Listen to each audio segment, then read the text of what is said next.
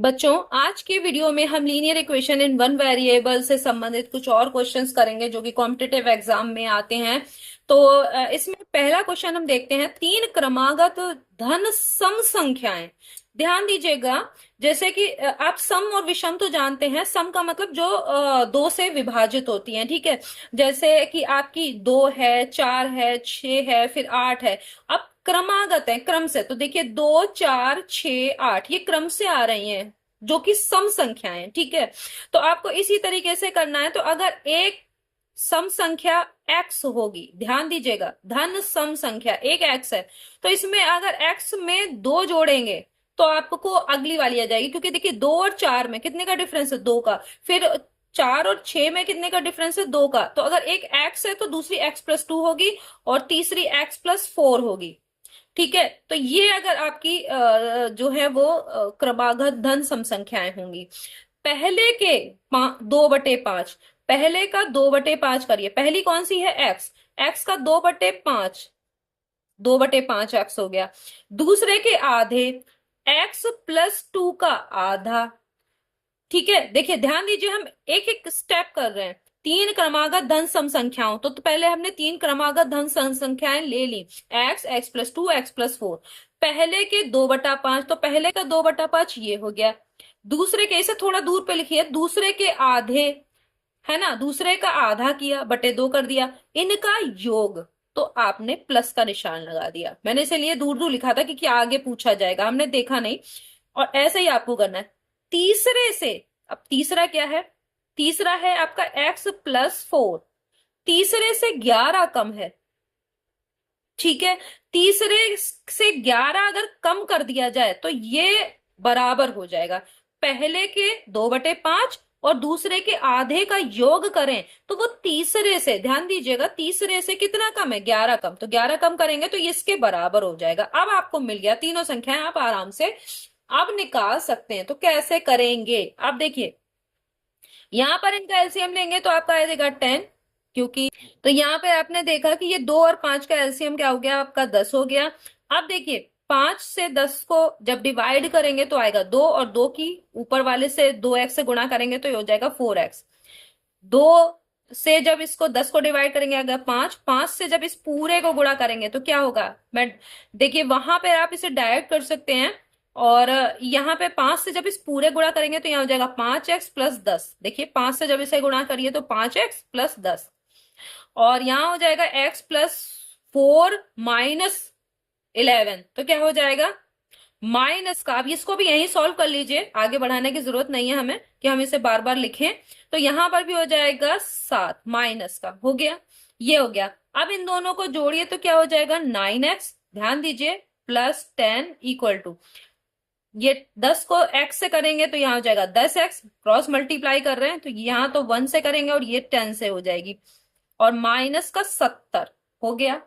अब देखिए, ये जो माइनस वाला इधर ले जाइए और ये वाला इधर, माइनस का इधर ले जाएंगे तो ये +70 प्लस और ये 10 हो गया बराबर 10x माइनस, ये वाला इस तरफ आएगा तो ये माइनस में हो जाएगा, ये प्लस का 9x था। तो 80 बराबर क्या हो जाएगा, 80 बराबर x। इसका मतलब x की वैल्यू कितनी आ गई, 80। तो पहली वाली संख्या x की वैल्यू 80 है, यानी पहली संख्या क्या है, 80। 80 में 2 जोड़िए 82, और फिर उसके बाद फिर 4 जोड़िए 80 में तो क्या हो जाएगा, 84। तो ये आपकी तीनों जो क्रमागत धन सम संख्याएं हैं वो 80, 82 और 84 होंगी, ठीक है। तो आपने इस तरीके से निकाल लिया। अगला देखिए, दो संख्याओं का योग। तो दो संख्याएं अब ऐसे ही कर लीजिए, दो संख्याएं क्या है, x+y। एक एक संख्या x है और दूसरी y। इनका योग कितना दिया है भाई, 15। ध्यान दीजिए, दो संख्याओं का योग, तो ये हो गया 15। गुणनफल यानी x गुणा y, एक्स वाई, ये कितना दिया है, 56। तो उनकी व्यतक्रमों, व्यतक्रम कहते हैं इनवर्स यानी उल्टे को, व्यतक्रम। x का व्यतक्रम क्या होगा, 1/x, ध्यान दीजिए। और y का क्या होगा, 1/y।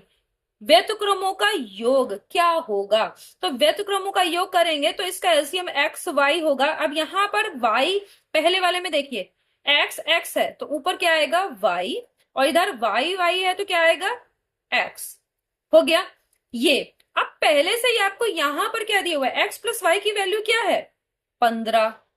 देखिए एक्स प्लस वाई हो या वाई प्लस एक्स, बात एक ही है, क्योंकि किसी को भी जोड़ेंगे ये क्रमबद्ध नियम को फॉलो करती है।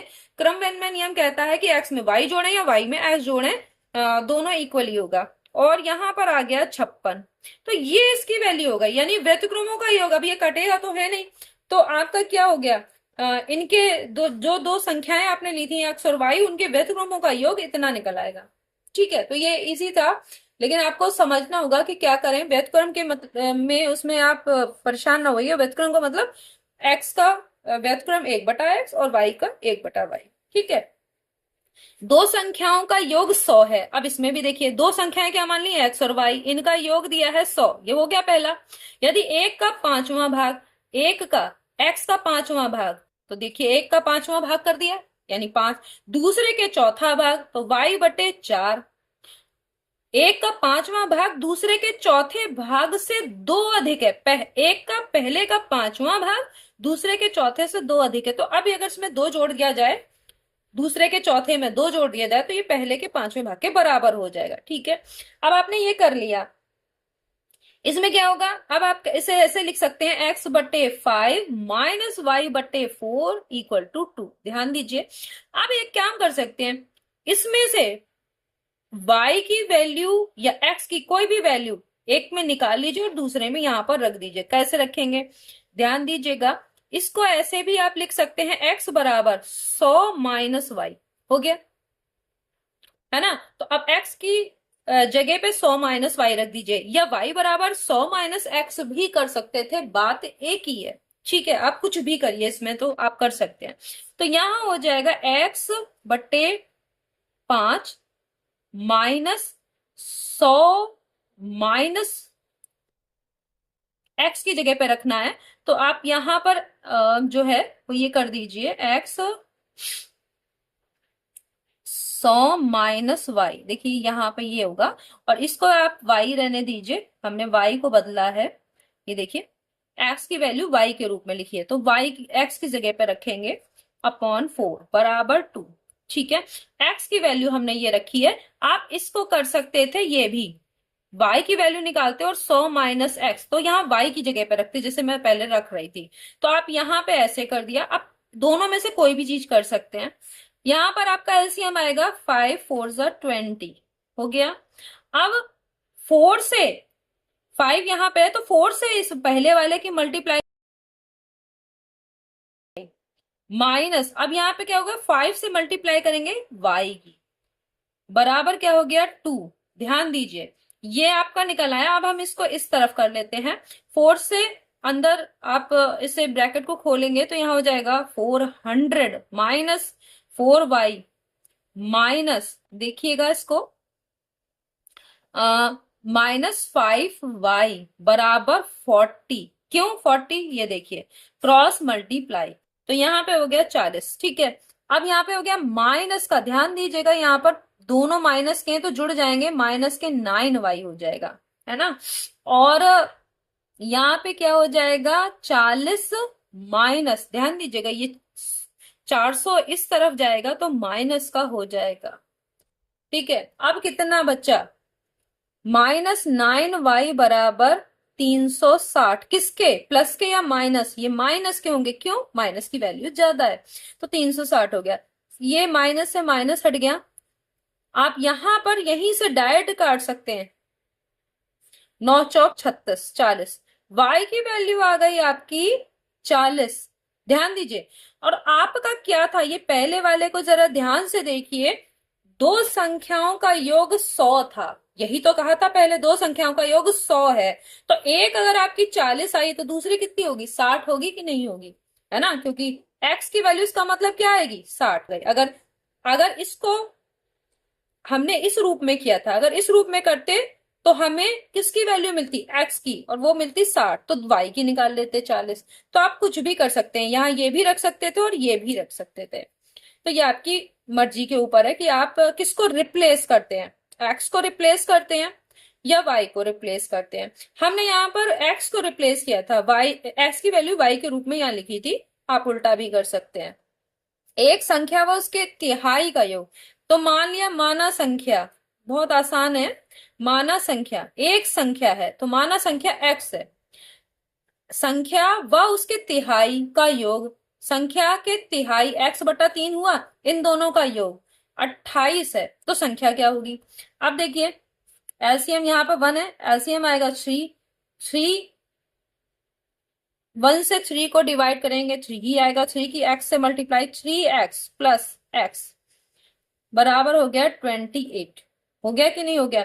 तो यहां हो गया आपका, ये मतलब है कि 4x। अब देखिए डायरेक्ट में कर रही हूं, यहाँ पे 3x और x 4x हो गया। यहां पर अगर क्रॉस मल्टीप्लाई करेंगे, वैसे तो यहाँ ये इस तरह से होगा, और फिर आपका क्या हो जाएगा, यहां से मैं इसको इस तरफ कर दे रही हूँ, 4x बराबर हो जाएगा 28 मल्टीप्लाइड बाई 3। अब आप एक काम कर सकते हैं, डायरेक्ट भी यहाँ काट सकते हैं, 4 सत्ते 28, कट रहा है कि नहीं।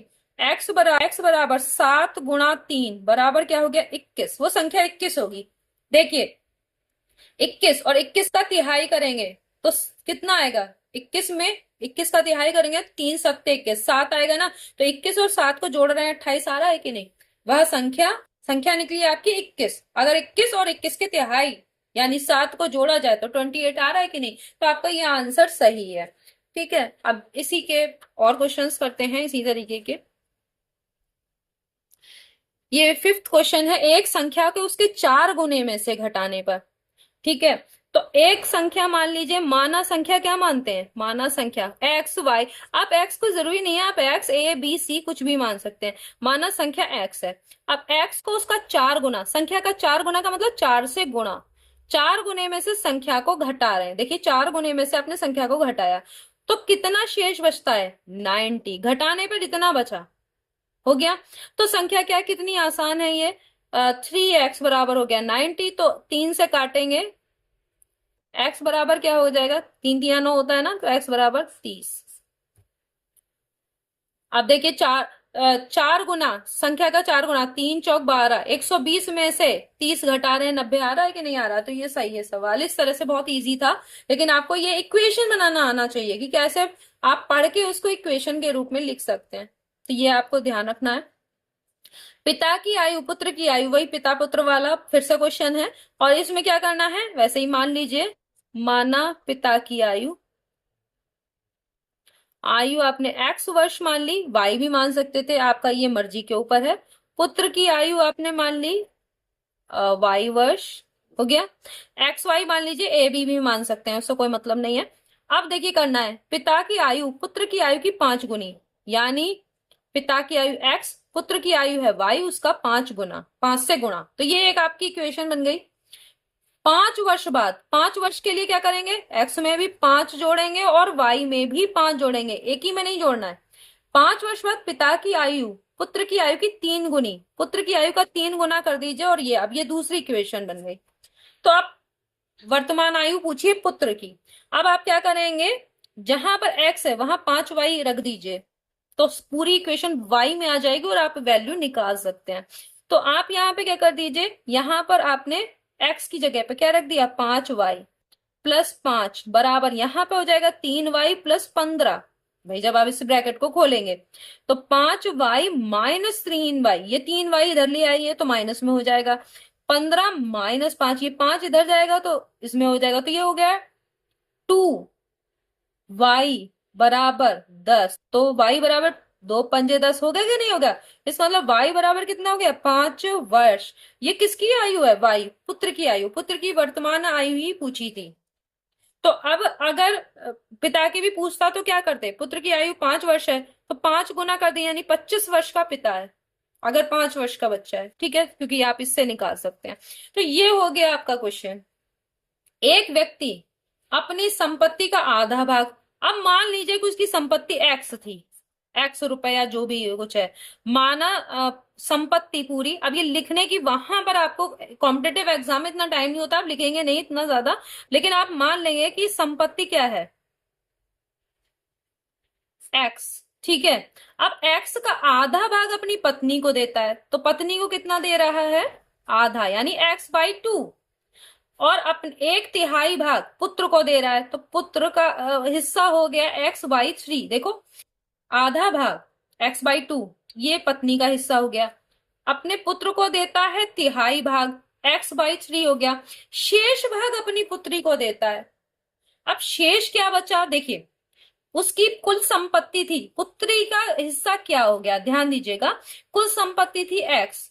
अब इस x में से कितना निकल गया, जो जो शेष बचेगा वो क्या होगा, x में से x/2 ये पत्नी का हिस्सा निकल गया, x/3 ये पुत्र का हिस्सा निकल गया। तो अब जो बचेगा, यानी x में से ये दोनों घटा दिए जाएं तो पुत्री का हिस्सा आ जाएगा। और वो कितना है, यदि पुत्री का भाग 15,000 रुपए, इसको किसके बराबर कर देंगे आप, 15,000 के।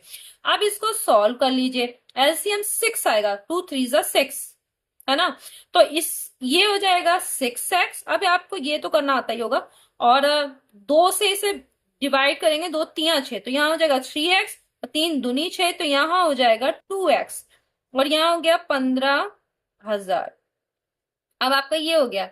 अब आपका यहाँ पे हो गया, देखिए इसमें से 6x में से 3x और 2x यानी माइनस के 5x जाएंगे तो कितना, केवल x बचेगा, x/6 बराबर 15,000 जब इसको सॉल्व करेंगे।